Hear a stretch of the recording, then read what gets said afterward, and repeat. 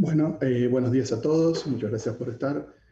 Vamos a dar comienzo a los ciclos, Recording in progress. al ciclo de seminarios de la Asociación Argentina de Bioinformática y Biología Computacional, que se dan todos los primeros miércoles de cada mes. En esta oportunidad vamos a tener dos seminarios a cargo de los investigadores Ezequiel Barrera y vamos a darle entonces una pequeña presentación de Ezequiel. Ezequiel es bioquímico de la Universidad Nacional de San Luis. También hizo el doctorado en la misma universidad, ya dedicándose a las simulaciones sobre biomoléculas. Posteriormente a su doctorado, estuvo 5 años en el Instituto Pasteur de Montevideo, en el Laboratorio de Simulaciones Biomoleculares que dirige Sergio Pantano, participando del desarrollo de un campo de fuerza de grano grueso para simulaciones que se llama CIRAC, el cual aparentemente es muy prometedor. Posteriormente, a los 5 años del postdoc, retornó al país, específicamente a Mendoza, de donde él es originario, y está actualmente como investigador asistente en el Instituto de Histología y Embriología de Mendoza, IEM. Así que, bueno, vamos a dar entonces paso a Ezequiel.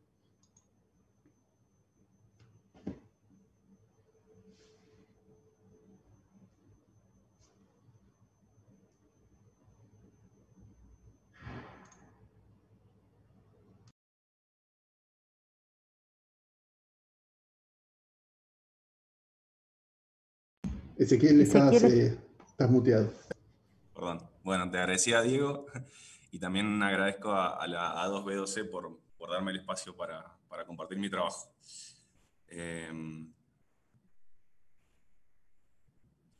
Así que comparto pantalla y comienzo. Un poco como les comentaba Diego, les voy a comentar sobre el trabajo que hice en parte de mi estadía postdoctoral en el Instituto Pasteur de Montevideo, en el grupo que dirige Sergio Pantano. A Uruguay tuve esta oportunidad gracias a una beca de CONICET. Entonces hoy les voy a comentar sobre agregación peptídica y les voy a contar sobre el campo de fuerza CIRA, que es gran parte del trabajo que se desarrolla en el grupo en donde estuve.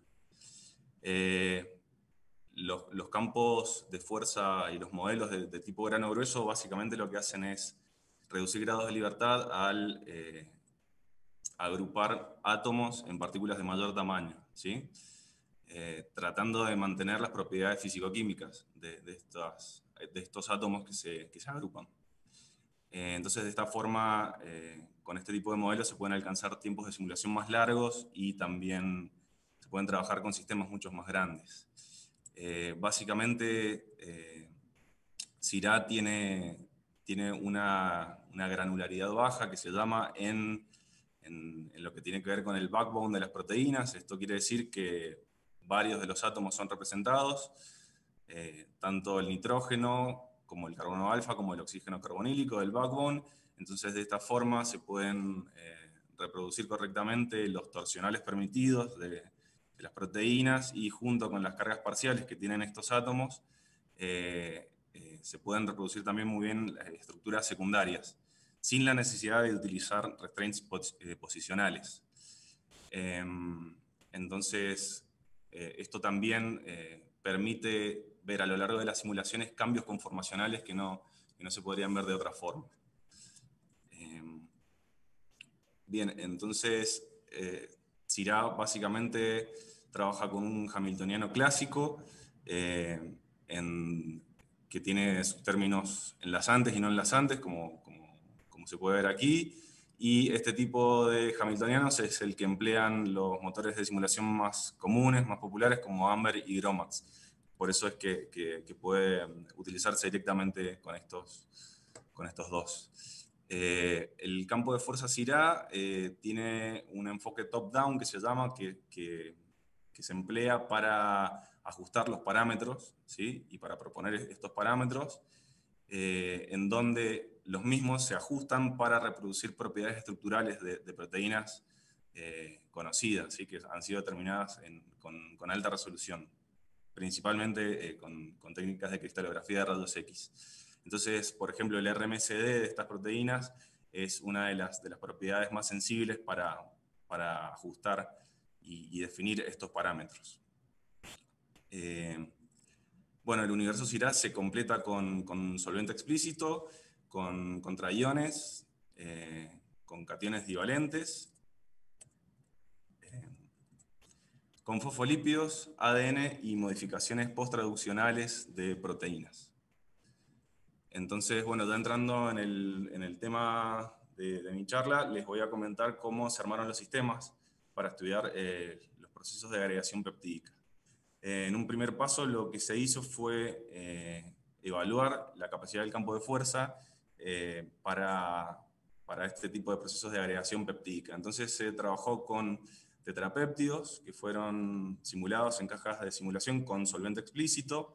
Se trabajó con todos los aminoácidos naturales, excepto glicina, cisteína, porque puede formar puentes disulfuro, entonces esto significaría una limitación metodológica, y tampoco trabajamos con isoleucina, ya que el mapeo y los parámetros son exactamente iguales para leucina en CIRA. Entonces, básicamente se colocaron 27 copias de los tetrapéptidos, separados con 4 nanómetros entre los centros de masa, y se simularon por 3 microsegundos y por triplicado, ¿sí? La concentración peptídica es alrededor de 30 milimolar, y las conformaciones iniciales de los péptidos fueron obtenidas previamente por simulaciones también de dinámica molecular con CIRA. Utilizamos el motor de simulaciones GROMACS 2018. Entonces, una de las propiedades principales que analizamos para estimar cuán pegajoso es el campo de fuerza es el mean cluster size, que se define de esta forma, en donde el tamaño del clúster se define también por el número de péptidos que conforman un agregado de un monómero I, ¿sí? Entonces, bueno, básicamente, como no hay resultados experimentales respecto a este tipo de mediciones, nos comparamos con un campo de fuerza atómico, como es AMBER 99, y gracias a resultados que fueron reportados por Kuroda y colaboradores en el 2016, que es lo que se puede ver en estas gráficas de aquí arriba, ¿sí? Acá se puede ver la evolución del mean cluster size a lo largo del tiempo de simulación. Básicamente, y a grosso modo, lo que vimos fue una buena correlación entre CIRA y el campo de fuerza atómico, viendo grupos así bien separados, en donde, por ejemplo, los residuos hidrofóbicos y aromáticos tendían a una agregación total, y los residuos aniónicos o básicos estaban en el extremo opuesto. También aparecen casos intermedios, como es el de treonina, que es lo que se puede ver en la curva roja, aquí arriba, en donde se pueden ver eventos esporádicos de agregación, alcanzando tamaños de clúster por encima del 20, ¿sí? de 20 péptidos, que son inestables y que luego se desagregan. Entonces, otra cosa que analizamos es que para los casos de glutamina y asparragina, CIRA tenía un comportamiento con una mayor solubilidad, digamos, para este tipo de residuos. Entonces, bueno, pasamos a una siguiente etapa, que es teniendo en cuenta la participación de los residuos como glutamina en la agregación peptídica y cómo la longitud de los mismos puede afectar y puede cambiar este comportamiento. Nos propusimos trabajar con péptidos más largos que tetrapéptidos. Entonces, también tenemos que recordar que la agregación de este tipo de péptidos con repeticiones de glutaminas están íntimamente relacionadas con enfermedades neurodegenerativas, como son el Huntington, la enfermedad de Kennedy, etc., en donde el número de repeticiones límites, digamos, en donde se empiezan a ver las sintomatologías más severas y la aparición más temprana de los síntomas, es de repeticiones de 35 copias de glutamina, ¿sí? Entonces nosotros con las simulaciones lo que pretendemos ver y lo que pretendimos ver son las distintas etapas que dan lugar a la formación de agregados tóxicos, ¿sí? En una primera etapa el plegamiento anómalo, luego lo que tiene que ver con la formación de oligómeros solubles y por último la formación de agregados de mayor tamaño y mucho más ordenados como son las fibras.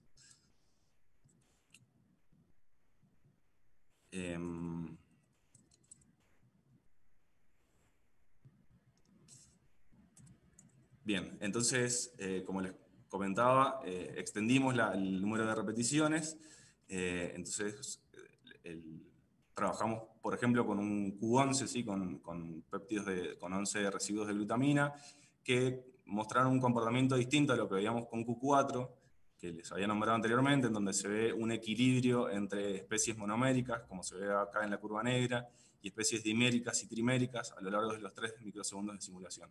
Para el caso de Q11, luego de 500 nanosegundos de simulación, la agregación peptídica es máxima, ¿sí? Como se puede ver acá en la curva de mean cluster size, y no se observa ningún evento de disociación de este agregado.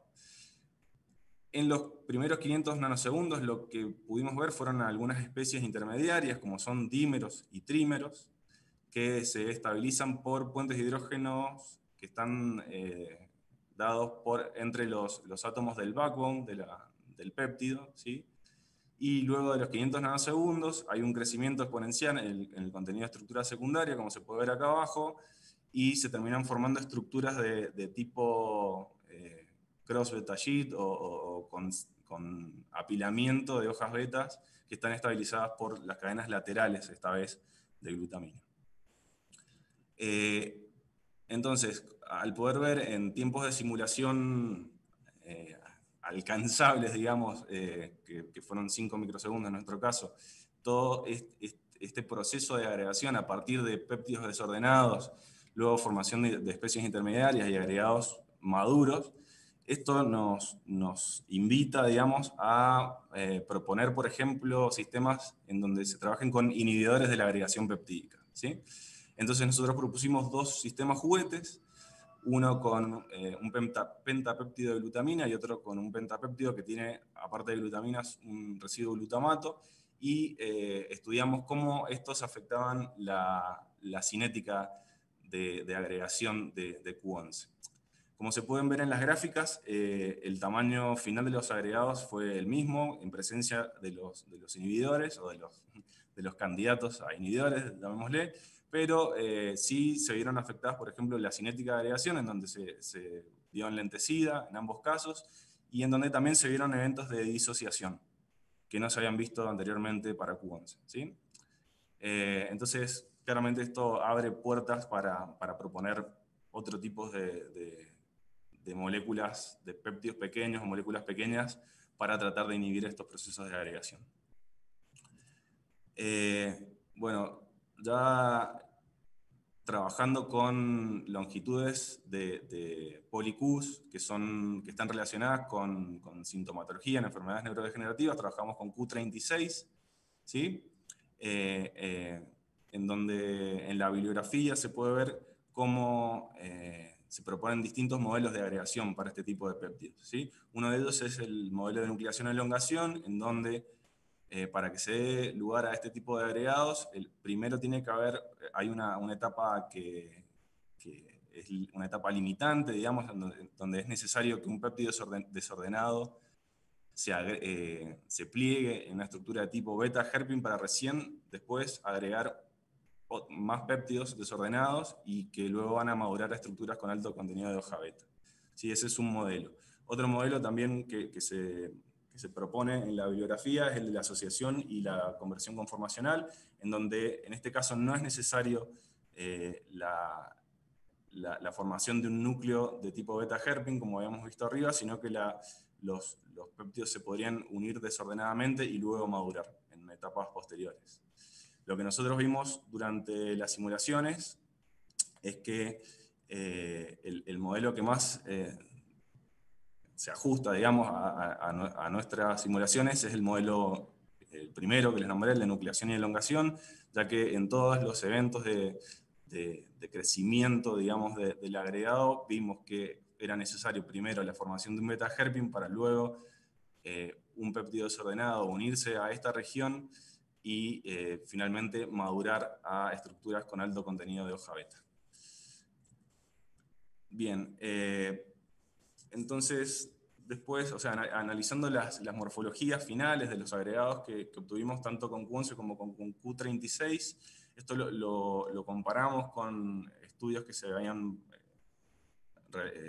publicado anteriormente en el grupo de Yushchenko, de espectroscopía infrarrojo, en donde este grupo lo que propone es que los agregados de Q11 son demasiado, en realidad los péptidos de Q11 son demasiado cortos para formar TERNs y forman estructuras extendidas, formando hojas beta estabilizadas por interacciones intermoleculares. Mientras que péptidos más largos, como Q38 o 56 inclusive, permiten la formación de TERNs y consecuentemente la posibilidad de generar estructuras de tipo amiloide, como las que podemos ver aquí abajo a la derecha. Bien, entonces, en la última parte de la presentación les voy a hablar acerca de dos péptidos de interés biológico que también se estudiaron de la misma forma. Uno de ellos es el péptido P3143, que es un derivado proteolítico de la gliadina, que es el componente principal del gluten. ¿Sí? Este péptido llegó a nuestras computadoras por una colaboración que se dio con el grupo de Fernando Chirdo del IFP de la Universidad de La Plata, en donde lo han caracterizado muy bien. Por microscopía de fuerza atómica se ven agregados de estos tamaños, con estas distribuciones que vemos acá, y también por experimentos de dicroismo circular se pudo ver cómo los péptidos tienen una estructura de tipo poliprolinados. Entonces, y un segundo caso es el caso del péptido C, que el péptido C forma parte de la estructura de la proinsulina, ¿sí? Y tiene esta secuencia aminoácidica. No les había comentado que el péptido P3143 es un péptido rico en glutaminas y prolinas, y el péptido C tiene solo 4 glutaminas, pero posee 4 residuos glutamatos que posee 4 residuos glutamatos. El comportamiento del péptido C es llamativo, ¿por qué? Porque a pH 7 forma agregados pequeños del orden de los trímeros y pentámeros, ¿sí? En cambio, cuando se reduce el pH, en ciertas condiciones biológicas, los glutamatos que les nombraba anteriormente son protonados y los agregados crecen en tamaño y ganan en contenido de estructura de hoja beta. Lo que nosotros proponemos es que estos glutamatos protonados, residuos glutámicos, se comportarían como miméticos de glutamina y los convertirían en péptidos ricos en glutamina. Bien, entonces, como les comentaba, se realizó un análisis del proceso de agregación de estos péptidos similar a lo que les presenté anteriormente, y básicamente lo que pudimos ver es que los péptidos, tanto el péptido P3143 como el péptido C a pH 3, presentan 3 fases de agregación bien definidas. Una primera fase en donde hay una depresión de monómeros, y es una fase rápida, ¿sí? Esta fase de la agregación está dictada básicamente por contactos dados por residuos hidrofóbicos y glutamina, en ambos casos. Entonces, si analizamos el cociente, digamos, entre residuos glutaminas y no glutaminas, ahora lo vamos a comparar con los contactos interpeptídicos para tratar de entender cuáles son los responsables de las distintas fases de agregación. Entonces, eso les comentaba que en la fase 1 sucedía eso con glutamina e hidrofóbicos, pero lo interesante es que en una fase 2, que es una fase que está relacionada con la agregación de oligómeros de pequeño tamaño, que es esta fase que está pintada en gris aquí, se revierte la relación, digamos, de contactos, y se ve un incremento de contactos mediados por glutamina, ¿sí? Como se pueden ver aquí en los recuadros. Esto no sucede para el caso del péptido C a pH 7, ya que la agregación se detiene en mean cluster size de alrededor de 3 y esto, bueno, claramente está relacionado con la repulsión electrostática que se da por la presencia de los residuos glutamatos. Bueno, y por último, en la última etapa, una vez que los agregados ya están formados, se puede ver cómo los residuos de glutamina siguen participando en la maduración de los mismos y permitiendo agregados más compactos, como se puede ver acá en este video. Los residuos de glutamina están representados por superficies lilas, aquí.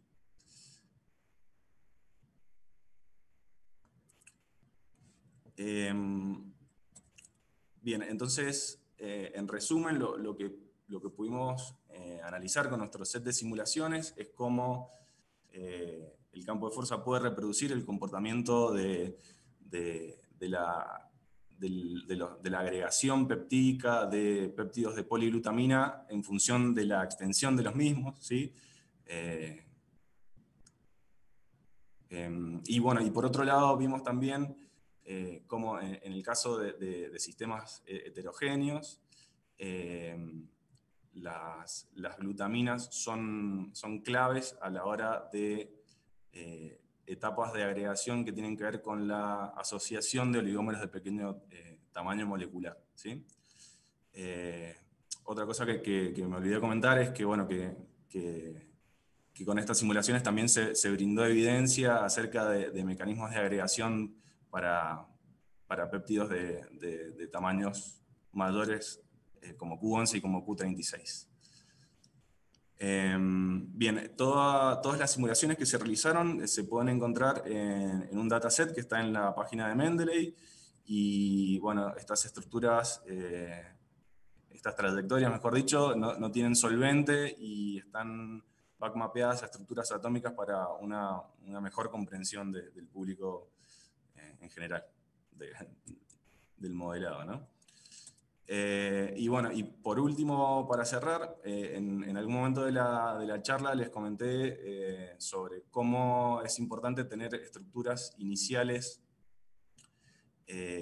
para estudiar los procesos de agregación, y cómo, por ejemplo, el plegamiento anómalo puede regular los distintos y desencadenar los distintos procesos de agregación. Entonces, también con el campo de fuerza, lo que se hizo fue evaluar su capacidad para reproducir el comportamiento de proteínas y de péptidos intrínsecamente desordenados.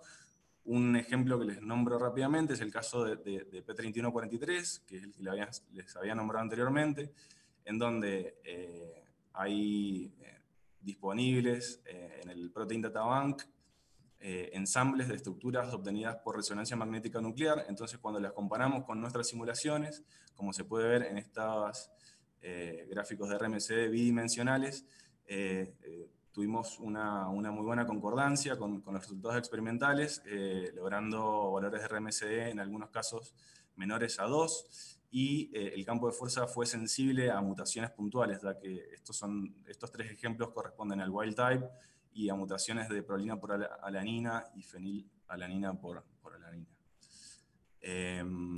Bueno, cierro porque me quedo sin tiempo, pero bueno, antes agradezco al grupo que forma parte del Instituto Pasteur, el equipo CIRA, y bueno, también a las agencias que pudieron financiar, a CONICET que permitió mi estadía en Uruguay, y al Cluster UI, que fue donde se realizaron los cálculos y las simulaciones de dinámica molecular.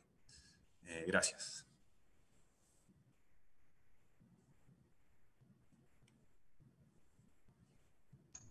Bueno, muchas gracias, Ezequiel. No sé si habrá algunas preguntas, si no yo tengo algunas. Bueno, entonces... bueno, dale primero. Ezequiel me encantó. Son cosas que no conozco muy por arriba y me ayudó a entender más.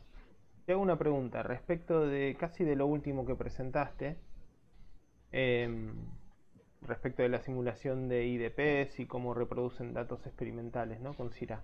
Ujú. Tengo Sí. como dos o tres preguntas de esto. Primero, si Sira, más allá de ser lo que desarrollás, lo que conoces, se comporta Ujú. mejor con este tipo de proteínas desordenadas que otros campos de fuerza implementados, no sé, en Amber o cosas así, en Ujú. especial para péptidos cortos.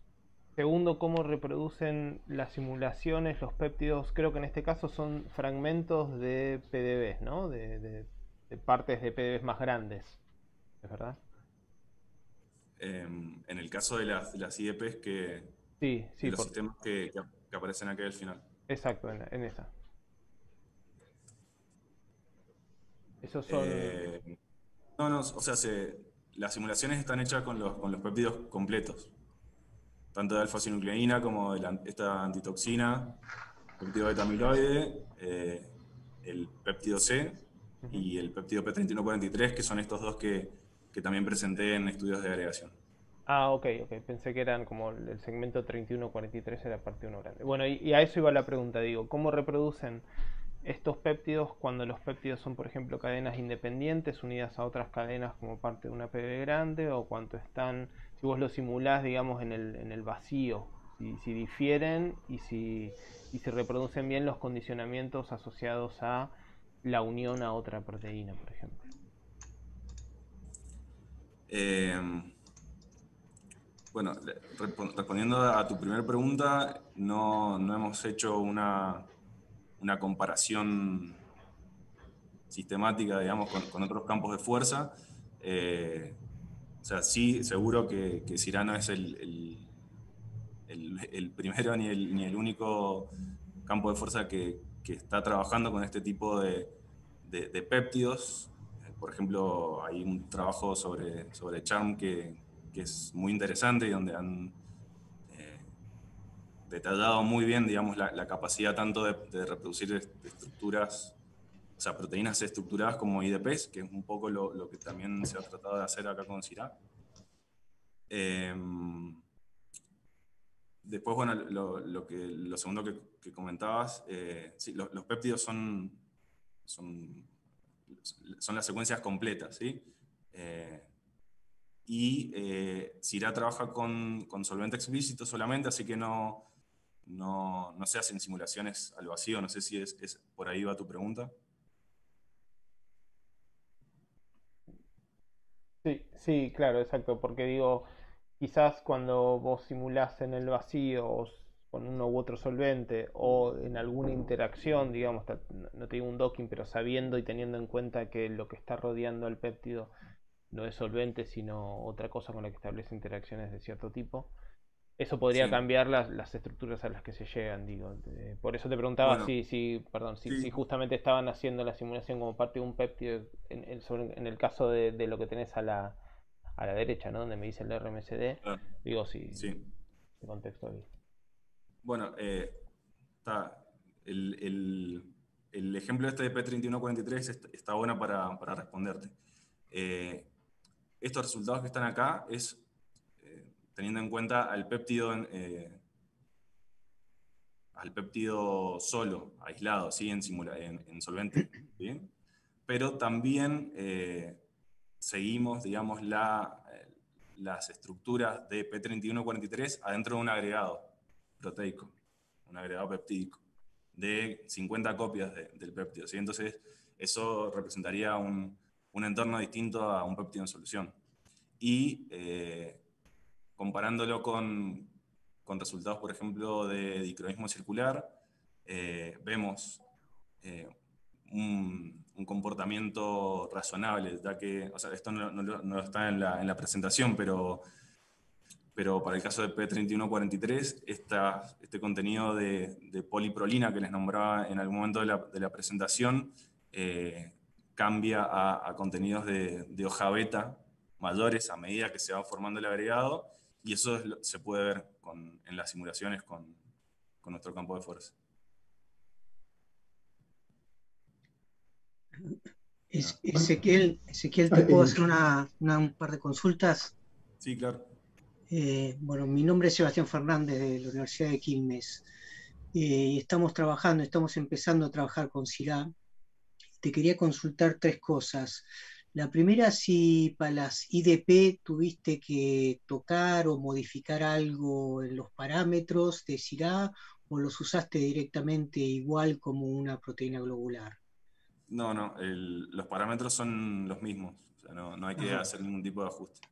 Bien, y la estabilidad de esos sistemas que tienen conformaciones, fluctuaciones tan grandes en sus conformaciones, ¿la lográs abarcar con 5 microsegundos o ves en algún momento cortás y decís, bueno, quizás las fluctuaciones lográs sacar promedio de fluctuaciones, pero sin repetir la conformación inicial o sin repetir conformaciones? Me refiero a si tenés idas y vueltas de las conformaciones como para decir, recorro todo el espectro, el espacio conformacional y se repiten o en algún momento cortás y decís, bueno, ya veo las zonas más fluctuantes y punto.